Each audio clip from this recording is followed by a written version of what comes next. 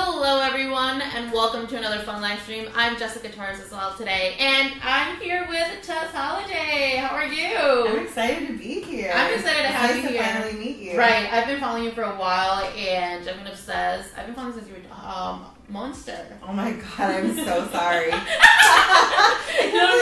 Thank you. Yeah, I've been following you for a while, and you're so you. pretty. Literally, and before I forget, I just wanted to tell you this. The day that you came on the front cover of the magazine, I got so many pictures of people sending me, and she was like, she's so fly, Jess, she's so fly. Aww. She was like, do your thing too. Like, so other people that are not plus size were sending me pictures of you, and like, she's beautiful, she's gorgeous, she's doing it, you can do it too. Well, wait till you see the cover I have coming out. Ooh.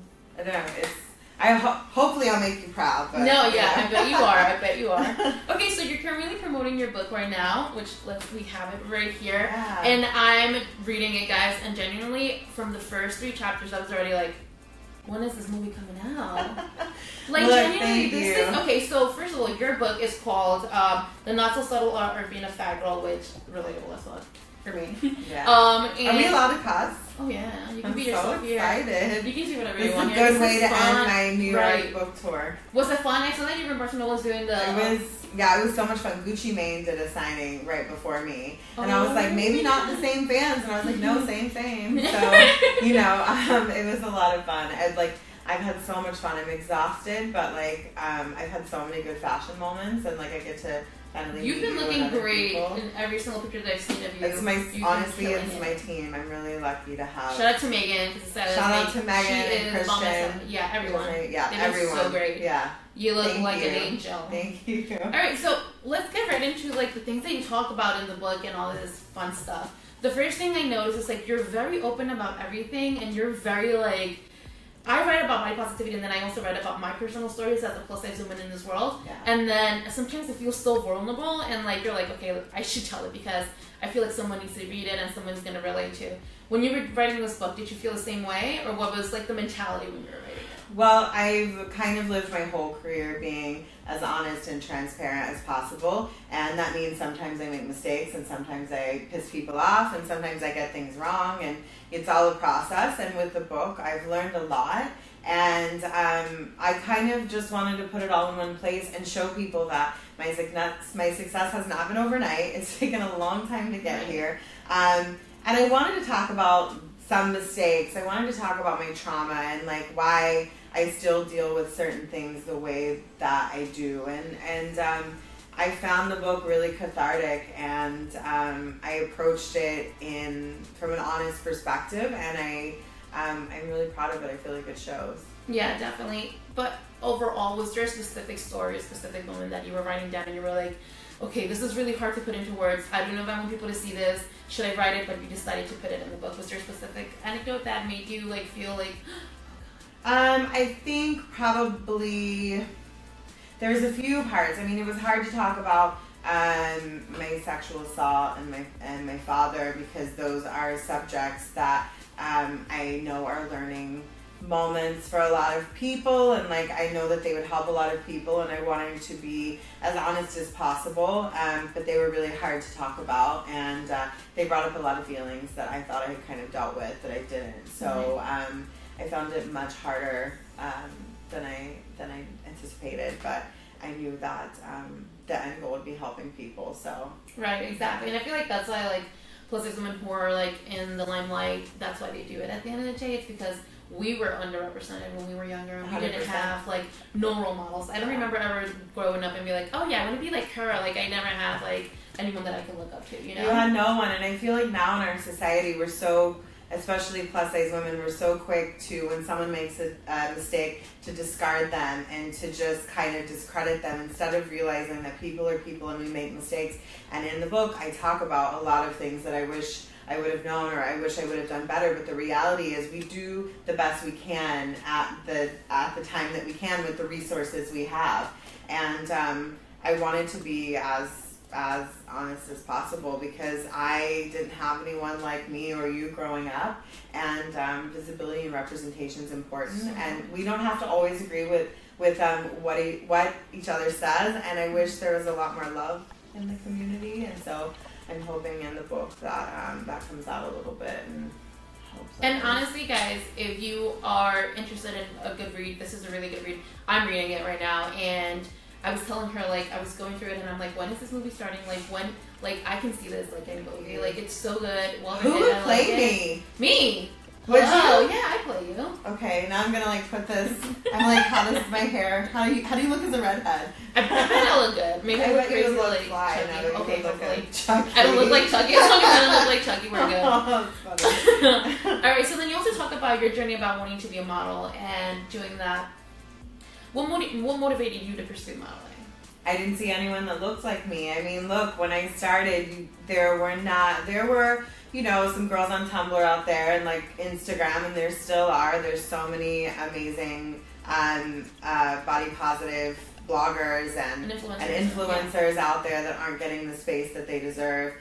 And in the modeling world in particular, there was no one that was past the size 14, and unfortunately, there's still not many people that are. And I wanted to be that person, as delusional as that sounds. And I worked really hard to get there, and I still feel like frustrated because there's not as much diversity as I wish there was. But you feel like this is still a work in progress, like the community is still like 100%. Look at New York Fashion Week. You had the most plus size models on the runway, but you still did not have anyone my size except for in the Torrid show, and there should be more.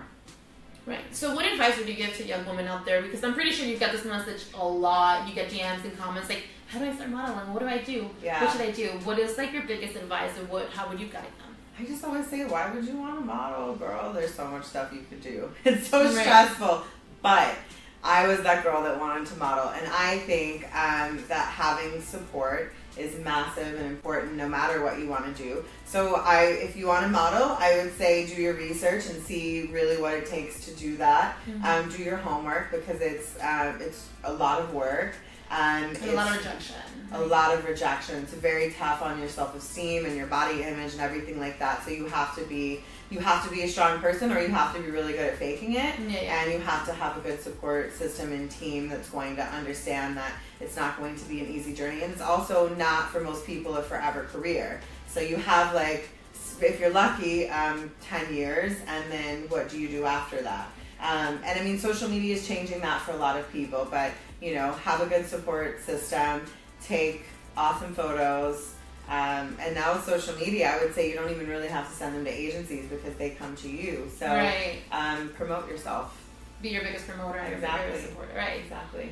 Now, I was reading in your book as well, and you mentioned about like having struggles about being body positive, like accepting your body, but like your mom was low-key really body positive. Like your mom was like very encouraging, and like that was amazing. I feel like a lot of us don't have that, and then having someone who like deep down believes in you is like, you know, you have this dream and you can do this. She was really before her time. I don't even think that she realized how supportive she was. She always just told me that I could do what I wanted and be who I wanted, and I know most parents do that, but for my mom, like, she never made me feel bad when I dressed weird, or like if I listened to Spice Girls in the living room a million times and like wore whatever I wanted to, she didn't care. And so I feel very fortunate, and that's why I always tell people to make sure that you have people like that in your life now, because if it wasn't for my mom and her support, I would have never pushed myself to be here today.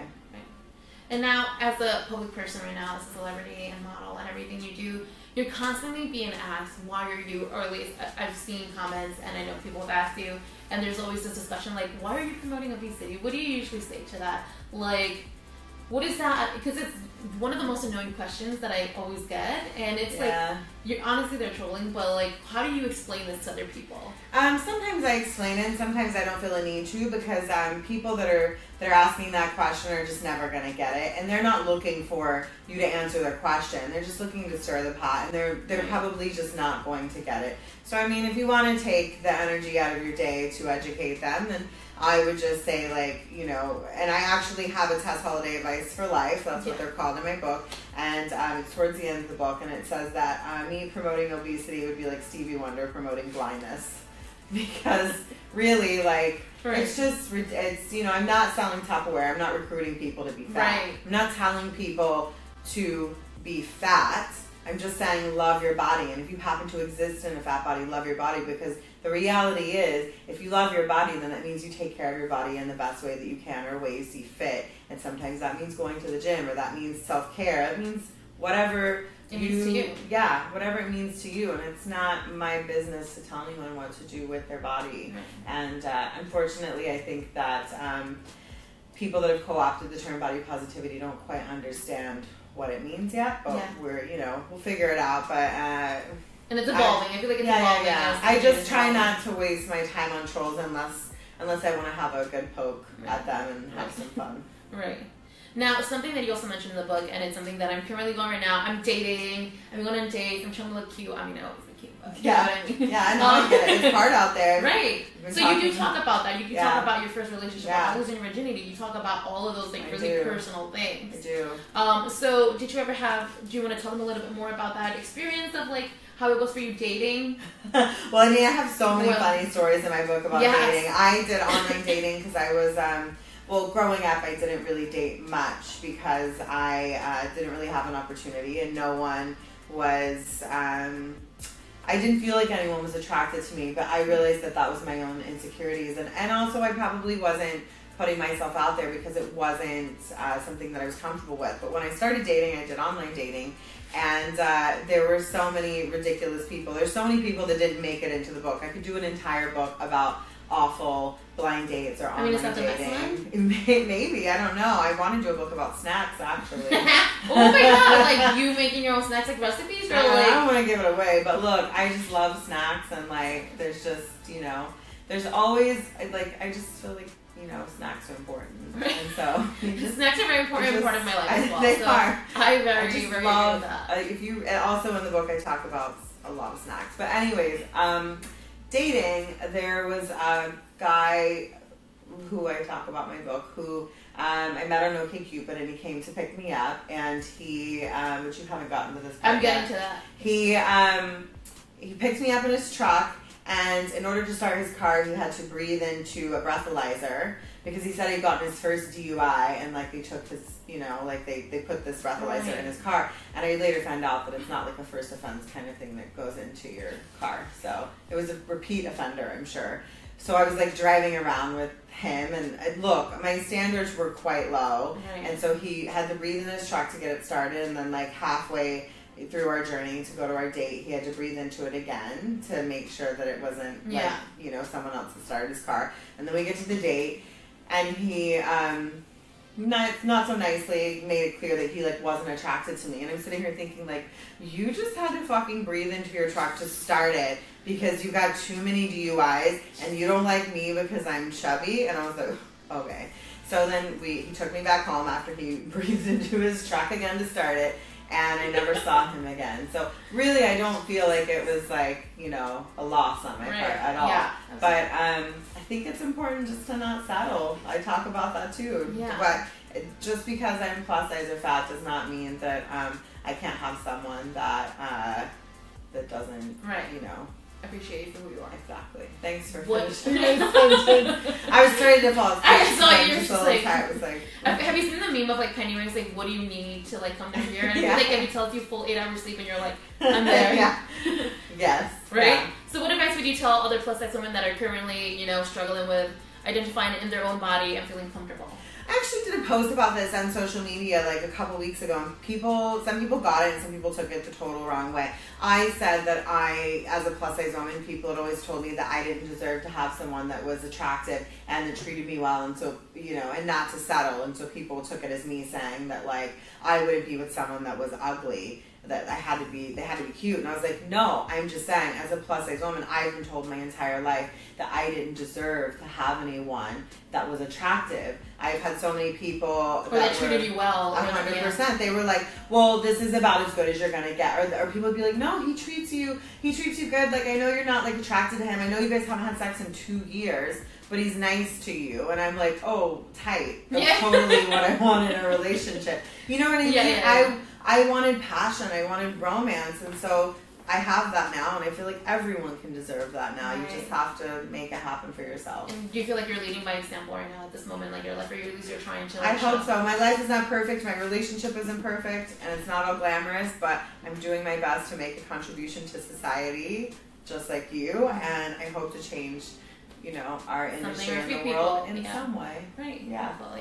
So now, currently, your book is where available? Because I know it's in Europe available already. My book is available in the UK and Australia, and people have sent it to Germany and all kinds of places. So just check on the link in my Instagram. And in the US, it's available in ebooks now, and it will come out on Monday. I'm so excited. I'm so excited. It's kind of weird.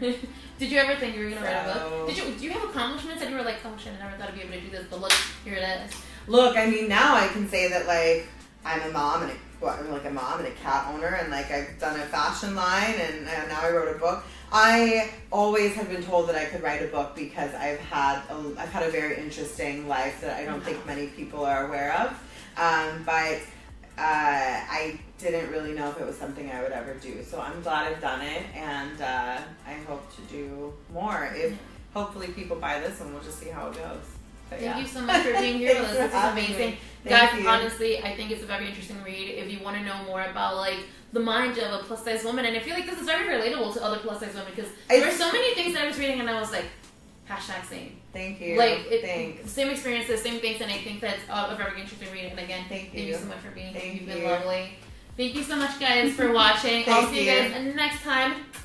Ciao.